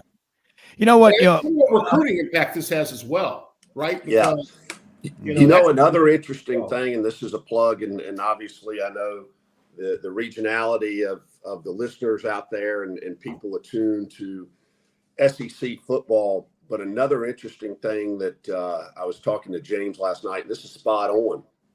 You look at it used to be where Pac-12 coaching staffs, not just the head coach, but the assistant pool as well. Most of those guys were West Coast guys. Right. A lot of those staffs are now understanding, hey, we need to get some Southeastern influence in here. You've got Dan Lanning, obviously, is the head coach at Oregon. You've got Kenny Dillingham, who was his offensive coach, who just took the Arizona State head job. And obviously he had experience at Memphis, Auburn, and Florida State. So you've got those guys who they used to be very regional in how they built their staffs. They understand now that from a recruiting standpoint, they've got to have a coaching staff who has relationships nationwide. Yeah, this just came in a text. Interesting. Jonathan Winters, one of our listeners in Pahokee, Florida. I like that name, Jonathan Winters. Says the Pac-12 is obviously a better football conference than the SEC. They have 6 teams ranked in the top 25. The SEC only has 5. Now you can argue all day long about that one. You can also argue that Mildred would look good in a 2-piece. But anyway, John, somebody help me out of this one. But that's a great point. John, good God, your knowledge, and Matt and Jimmy, this is just like getting Zeppelin together, man, for $800 million. But I got to say, John, I want to ask you about because Matt's son Tyler is on the staff at Oregon, born and raised in Memphis, Tennessee. And Matt, you told me there's a direct flight from Eugene, not Portland, but Eugene to the DFW airport. You think that's by accident? Well, I could say all week, Tyler had to go on the road. He got elevated because Dillingham was gone. So he spent the whole week recruiting in Texas. They've been in the state of Texas the whole week. And John makes a great point. You look at the SEC roots on certain staffs. One of USC's hires I'm very fond of is a guy named Josh Henson, who's their offensive line coach, who was with Tyler at A&M last year. And honestly, of Oregon's commits right now, there's a handful from Florida. There's one of the top running backs in the state of Mississippi, and several Texas commits, and a couple Alabama. And I'm not sure that was the landscape 10 years ago, So, Well, think about when Oregon played Auburn, for the national championship in 2010. Real quick, Jimmy, Darren Thomas, Oregon's quarterback on the 2010 team, was from the Houston area. Right. The great running back, DJ James, Texarkana, Texas, over in the Pine Country. So anyway, go ahead, Jimmy. Well, Kalen DeBoer going to Washington because of his time at Indiana as offensive coordinator. That was when Michael Penix Jr. had his big splash onto the college football scene. And then Kalen left to go to Fresno for 2 years and won to the point that it attracted interest from Washington. As soon as he gets to Washington, Penix is available, and he has a monster year. And then he just announced he's also coming back next year. And Kalen is part of that Tom Allen tree, who was on the Ole Miss staff, John, I believe, with Hugh Freeze. So, that Southeastern influence is really huge. And don't forget that Mario Cristobal came from Alabama to become defensive coordinator at Oregon. And then when Taggart left after the 1 year, then Mario came in and really got them going. But so John's point about the SEC influence, I think, has been a really important development for some schools in that league. And don't forget the job Jonathan Smith has done at Oregon State. I mean, that's just been monumental. Yeah, here's another one. Johnny Jenkins down in Dothan, Alabama, just texted, said, ask John Hartwell about the job John Summerall's doing at Troy and what they're doing there on, as he calls it, the 231. And you know what I'm talking about. Oh yeah. I actually, John, you're damn right. Actually, one of Troy's student athletes, Austin Stidham, an offensive lineman, was one of the 15 finalists for the Academic Achievement Award in college football. So he got recognized Tuesday night at the event. And John had actually been in LA recruiting Monday night, Tuesday, and flew in here in time for the event on Tuesday night. So I got to spend some time with him. And yeah, you think about maybe one of the best bowl matchups that there is in the Cure Bowl between Troy and University of Texas San Antonio, 2 ranked teams, 2 conference champions. I think it's actually the only bowl game that has 2 conference champions pitted against one another. So really a strong year for the Troy Trojans. John Summerall's first year, coach of the year. What a lot of people don't understand about John Summerall, he's a product, Grissom High School, Huntsville, Alabama, played for the Kentucky Wildcats, but he actually got his coaching start.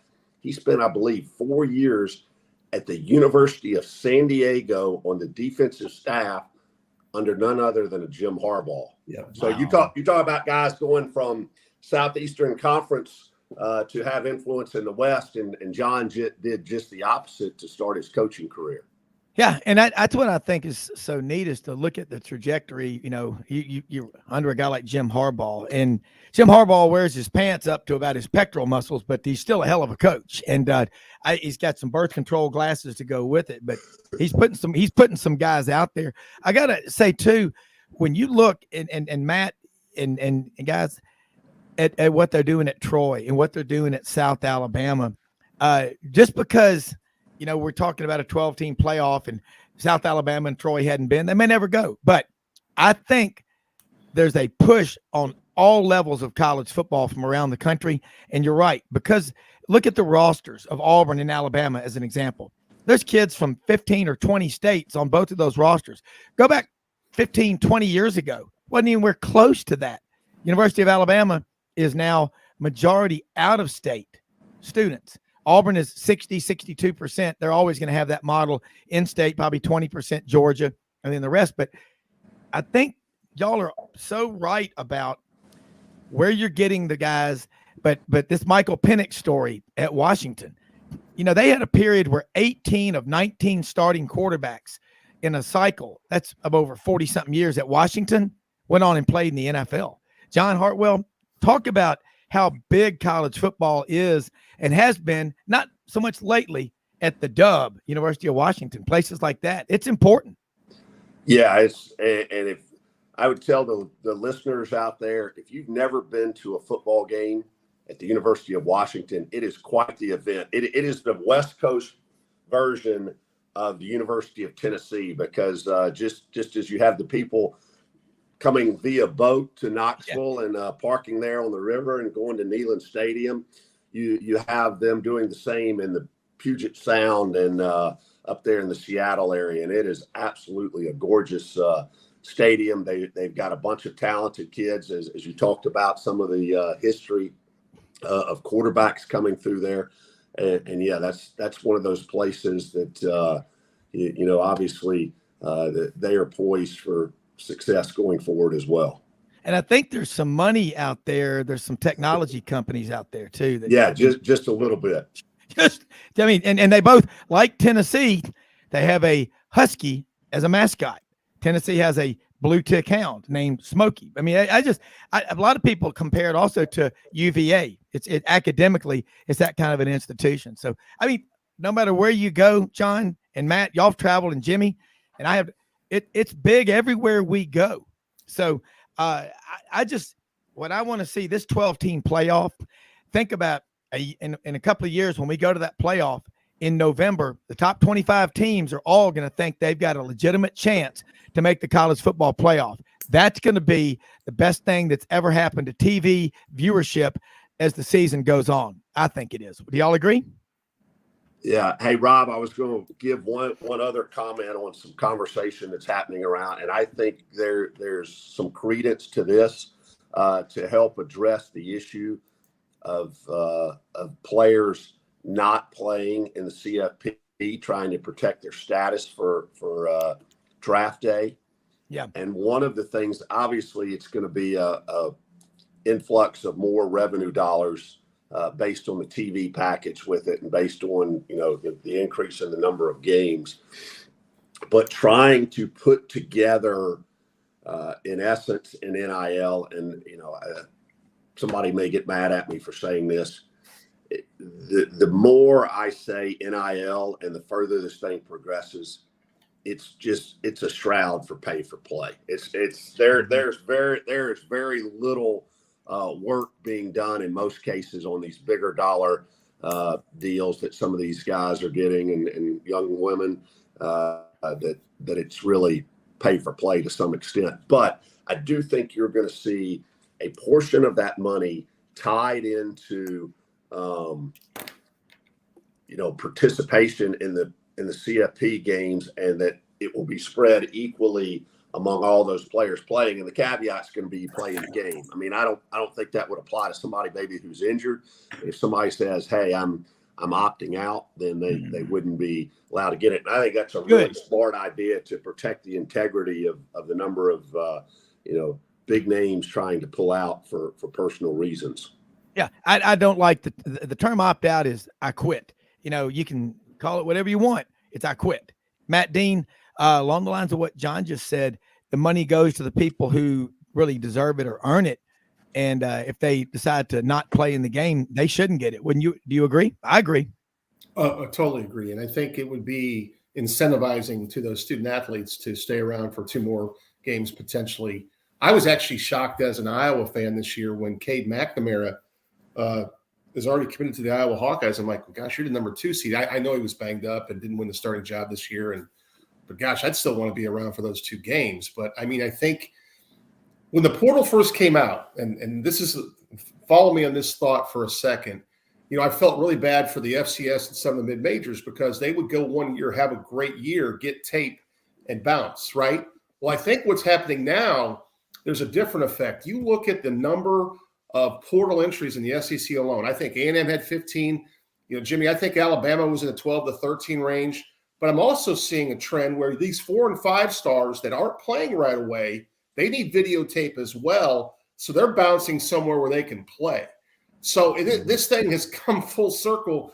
Initially, it was taking some of the folks that were at the smaller schools to give them an opportunity because they played well. Now the really high-profile recruits that don't come in right away and play are leaving to go to a different program to get tape so they can make the league. So I like what John said about the college football playoff, incentivizing some of those things. I think it makes sense. But ultimately, John's right. It's pay for play. And that's what it is. So, yeah, it is. We're gonna take a quick break. Because I want to hear these thoughts when John responds, and Jimmy as well, because it is pay for play. You've got to me, I always thought NIL was you would accomplish something, therefore you would earn something. Like I don't know what a salary is. I've been in the commission business 31 plus years. I eat what I kill. Therefore, I'll take your call at 5:30 in the morning in the duck blind. Yes, sir. What can I do to help you? We'll be right back to talk about it with a bunch of winners. John Hartwell, Matt Dean, Jimmy Hodge, Petunia, Mildred. We're all back after this.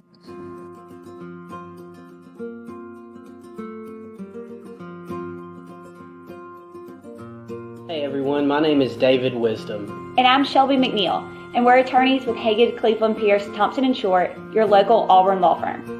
Established in 1959 right in the heart of Auburn, Haggard, Cleveland, Pierce, Thompson & Short has grown in response to our clients' legal needs.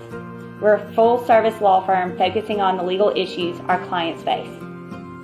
We take pride in providing our clients with exceptional legal services, ongoing communication, and skilled representation. If you have any questions about our services, please give us a call or visit our website today.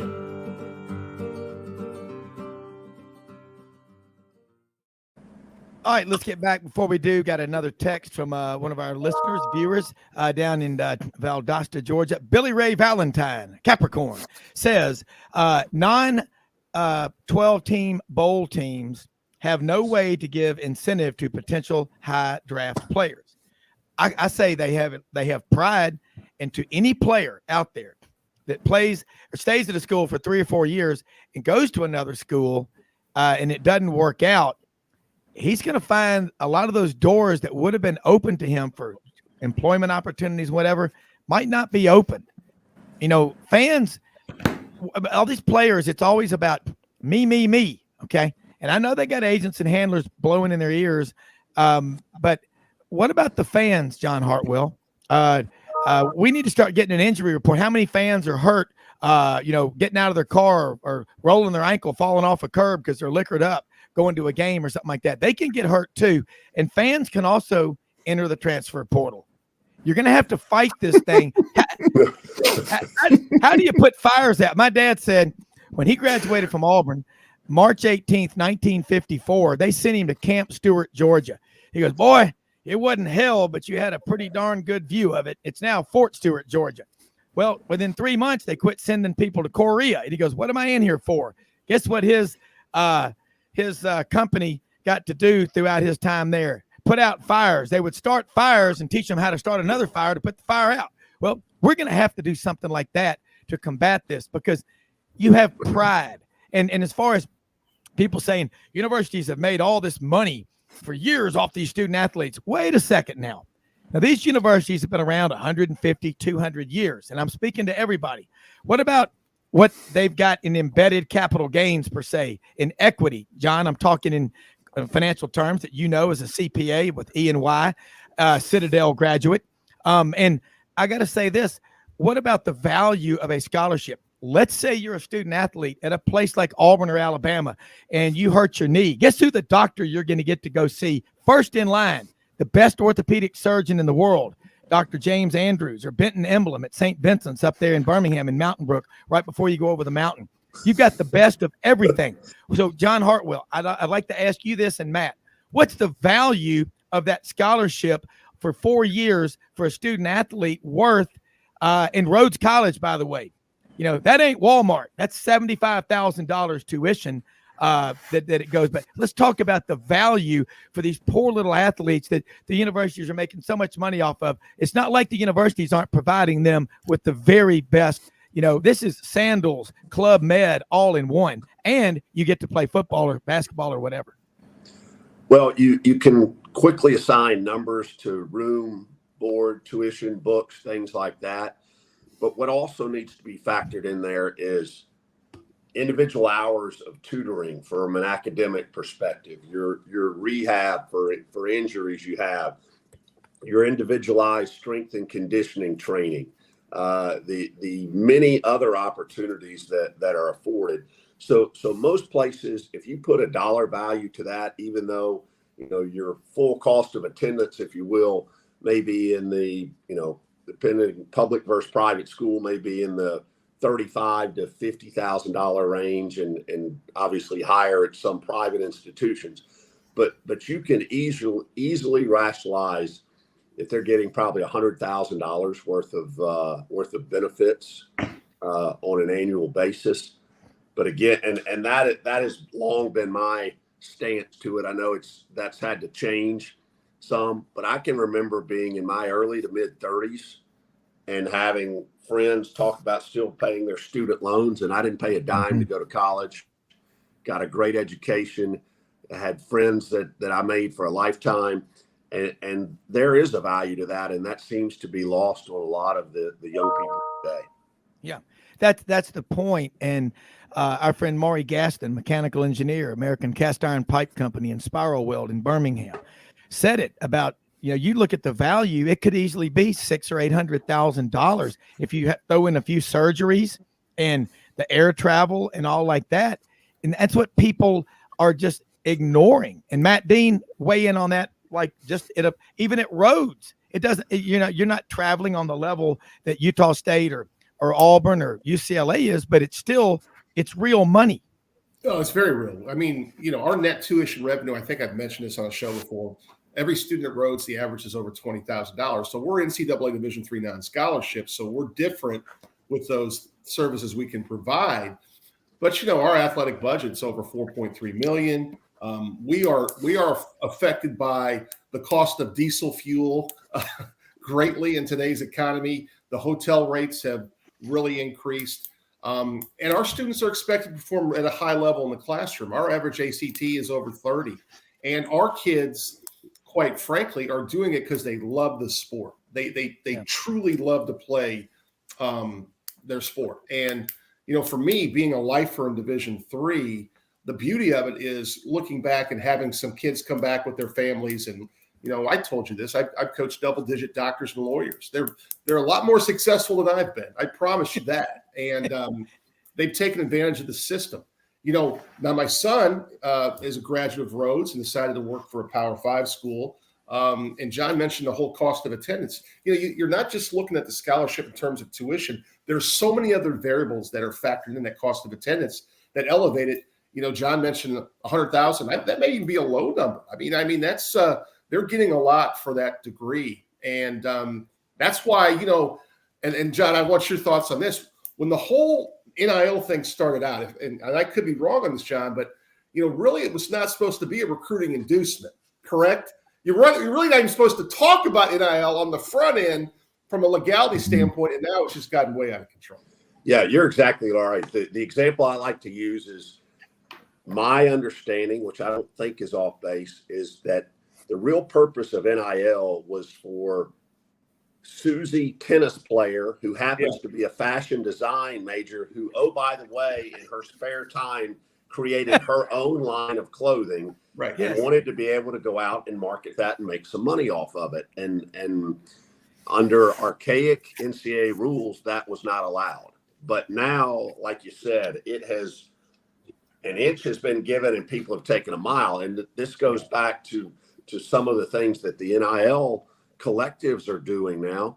I know some have deals with national, and worldwide airlines as part of the deal, where they can take, Johnny's family from XYZ University and get them commercial air tickets to every away game there is. So, I mean, it has morphed into something much larger than I think most people thought it was going to be. John Hartwell, Utah State, Memphis playing in a bowl game. A lot of people around Memphis. We're going to have Harold Grader on tomorrow, Executive VP of the AutoZone Liberty Bowl.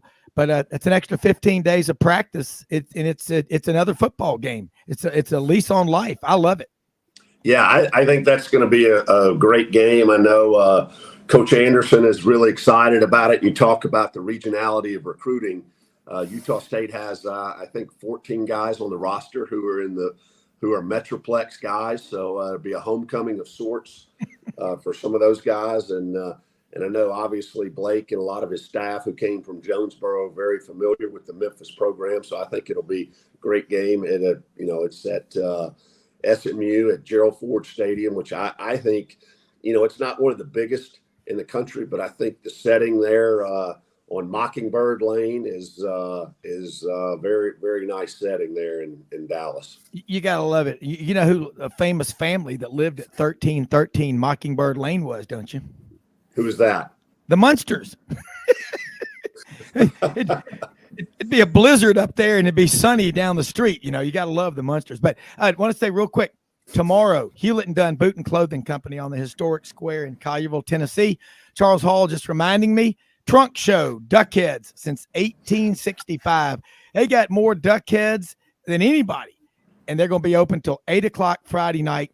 If you can't be there in person, check them out on the web, hewlettanddunn.com. Ask for Charles Hall, Raven Carpenter, Big Sam. He's the guy you see in the commercials, Buying America. He is an awesome guy with his 7th kid on the way. They are great people, got the coolest clothes around. Hewlett and Dunn Boot and Clothing Company. They are on the square, historic square in Collierville, Tennessee. Jimmy, jump back in here. We got a few more minutes. I tell you what I love about this discussion too is the ADs, Matt and John, breaking down these numbers and putting it to where all that complex minutia in the vernacular. And Matt, don't sell yourself short. You're a hell of a success. You got 2 great kids, great marriage, great family, great life, and look at all the people that you've impacted. One day when you're gone, 40, 50 years from now, they'll look back and say, you know what? Matt Dean was my coach, and he made a positive impact on my life. Same thing with you, John. So don't ever, remember the movie Caddyshack? Judge Smells said something about Chevy Chase said, oh, Judge, don't sell yourself short. You're one hell of a slouch. Well, don't sell yourself short, either one of y'all, because you're a surrogate father figure to hundreds, literally over your careers, thousands of student athletes. So I got to tell you what, I hope people tell you thanks very much. Jimmy, jump back in. Yeah, I wanted to expand on this college football playoff when it does go to 12 teams, and I wanted to get John's take on this, because when the Rose Bowl decided to meet the CFP deadline of making a commitment to going forward with the CFP process, and they would be part of that rotation. And by the way, I think that was in no small part to the fact that the CFP, I think they had leverage with SoFi Stadium now into the picture. And but still though, it's going to, by going to the playoff 2 years earlier than originally scheduled, that the amount of money that the NCAA is going to make off this is going to be an additional $450 million per year. So $900 overall. And once this thing gets started, I mean, we all know it's going to absolutely take off. Is it your understanding that the powers that be at the NCAA are going to make sure that there's money in the pot, not only for NCAA Division II, NCAA Division III, and then also the group of 5 conferences in Division I, to really help them and then appreciate their contribution to the sport, to be honest with you? Yeah, I do think that one of the beauties of it is there's going to be enough money to spread around, and like you said, to help subsidize some of the championships. But the other thing is here, unlike the NCAA basketball tournament, the CFP is its own separate entity. It is not. Mm-hmm. It does not flow directly back into the NCAA. So it's going to be interesting to see. And that will be a tug of war, I'm sure, over the next couple of years before that money actually comes to fruition. And this ties back into a report that came out earlier this week, the Knight Commission, which a lot of people are familiar with, and trying to kind of oversee what's going on in college athletics. And I know their report came out. I have not read it word for word, but I know part of the gist of it is, hey, all of these things are supposed to be happening. Transformation committee, everybody else, all these changes for the positive in college athletics. But what they continue to see and what the public sees is the escalation of coaching salaries is not slowing down. And that's mm-hmm. part of the concern with it. But I also think, and you look at the turnover in some of these coaching positions, as the dollars continue to increase, the pressures to win continue to increase, whether you're dealing with NIL or transfer portal or all of those things, and the number of dollars distributed to buy people out of contracts continues to increase too. And I think as long as that continues, which I don't see that slowing down, you're going to continue to get some public criticism, and rightfully so. John, I got to ask you this. I call it the witness protection program. And I read a figure where Auburn had $73,275,000 committed to the witness protection program. Gus Malzahn's buyout, Brian Harson's buyout, lifetime of boiled potatoes for him and his family, all kind of stuff they had to pay him off with. So I think it will. If you read, I reference everybody, go look up February 2015. Great article written by a Memphian graduate of PDS and MUS, Paul Tudor Jones, about the wealth gap in America. Average CEO at that time made 373 times what their average employees made. I think you're starting to see more pushback on these ridiculous CEO salaries. I think the same thing is going to happen in college athletics. There's just going to become a point to where, it's boring and we won't even probably hear as much about the money. Matt, Dean, John, anybody want to take a stab? Am I nuts? Well, here's my take on that, Rob. And I've had this conversation with fellow athletic directors. In a perfect world, we would all get together and say, okay, here is the range for base salaries. And then you have this list of 20 incentives that you would get X amount of money for, so that, if somebody is getting paid $9 million, let's say, I won't single out Lane Kiffin, but let's say they're going to get $9 million a year. But you will. And all of a sudden next year they go 4-8, and somebody's saying, well, gosh, we're paying over $2 million, $2.25 million per win. What the heck is the deal with that? Well, if you had an incentivized and disincentivized contract, you could address those fluctuations. But the guys right down the street from you there, and I'd mentioned this before, Jimmy Sexton's playing chess while everybody else is playing checkers. That's not the way those guys work in terms of getting those contracts done. And part of that falls back on the athletic directors. Ultimately, 1 minute warning. So this is no. Let me say it real quick. I want to say, go out and help somebody with the expectation of getting nothing in return. Don't give to get, give to give. Most often we see the face of Christ in the least among us. And Matt, John, Jimmy, let's do this again next Thursday. I love having y'all on, but carry on. We got about 45 seconds. No, I'm just saying, as long as one person doesn't follow that chain, the domino effect of that, they're going to continue to rise.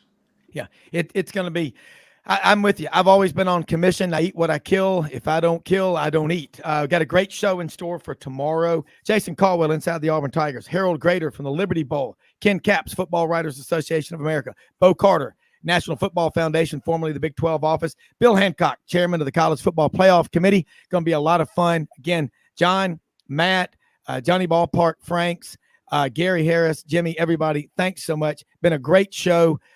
Merry Christmas, everybody. Get out to Hewlett and Dunn Truck Show tomorrow night until 8 p.m., hewlettandunn.com. Have a great one. We're out of here.